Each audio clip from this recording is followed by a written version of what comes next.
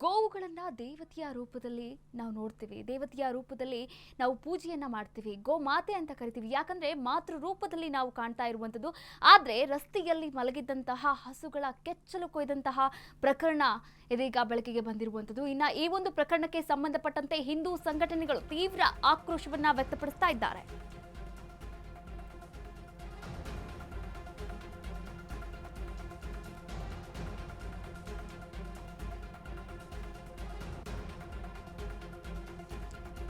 ಹಸುಗಳ ಕೆಚ್ಚಲು ಕೊಯ್ದ ಪ್ರಕರಣಕ್ಕೆ ಸಂಬಂಧಪಟ್ಟಂತೆ ಇದೀಗ ಹಿಂದೂ ಸಂಘಟನೆಗಳು ತೀವ್ರ ಆಕ್ರೋಶವನ್ನ ವ್ಯಕ್ತಪಡಿಸ್ತಾ ಇದ್ದಾರೆ.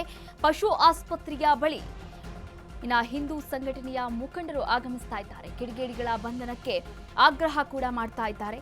ಚಾಮರಾಜಪೇಟೆಯ ಪಶು ಆಸ್ಪತ್ರೆಯ ಬಳಿ ಬಿಗಿ ಬಂದೋಬಸ್ತನ್ನ ಕೂಡ ಮಾಡಲಾಗಿದೆ. ಇನ್ನ ಕೆಎಸ್ಆರ್ಪಿ ತುಕಡಿ ಸೇರಿದಂತೆ ಹೆಚ್ಚುವರಿ ಪೊಲೀಸರ ನಿಯೋಜನೆಯನ್ನ ಕೂಡ ಮಾಡಲಾಗಿರುವಂತದ್ದು.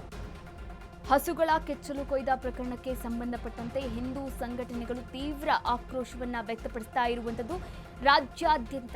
ಇನ್ನು ಚಾಮರಾಜಪೇಟೆಗೆ ಹಿಂದೂ ಸಂಘಟನೆಯ ಮುಖಂಡರು ಬರ್ತಾ ಇದ್ದಾರೆ. ಹಿಂದೂ ಸಂಘಟನೆಯ ಕಾರ್ಯಕರ್ತರು ಕೂಡ ಜಮಾಯಿಸ್ತಾ ಇದ್ದಾರೆ ಚಾಮರಾಜಪೇಟೆಯ ಪಶು ಆಸ್ಪತ್ರೆಯ ಬಳಿ. ಇನ್ನು ಕಿಡಿಗೇಡಿಗಳ ಬಂಧನಕ್ಕೆ ಆಗಮಿಸ್ತಾ ಇದ್ದಾರೆ ಹಿಂದೂ ಮುಖಂಡರು.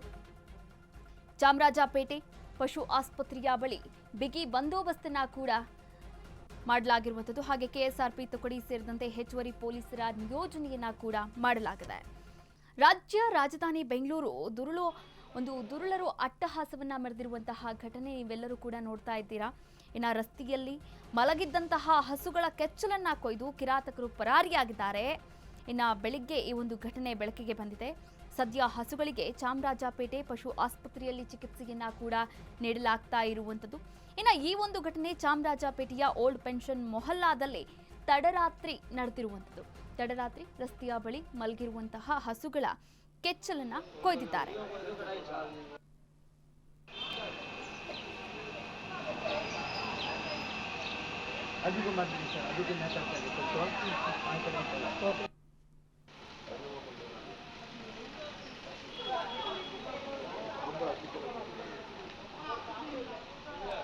ಇನ್ನು ಚಾಮರಾಜಪೇಟೆಯ ಕರ್ಣ ಎಂಬ ಊರಿಗೆ ಸೇರಿದಂತಹ ಹಸುಗಳಾಗಿರುವಂಥದ್ದು.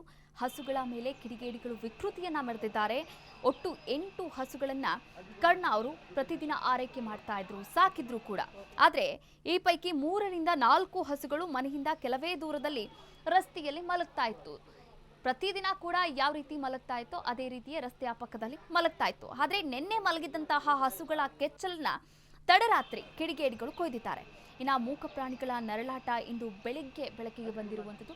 ತಕ್ಷಣ ಪಶು ಆಸ್ಪತ್ರೆಗೆ ಸೇರಿಸಲಾಗಿದೆ. ಚಿಕಿತ್ಸೆಯನ್ನ ಕೂಡ ನೀಡಲಾಗ್ತಾ ಇರುವಂಥದ್ದು.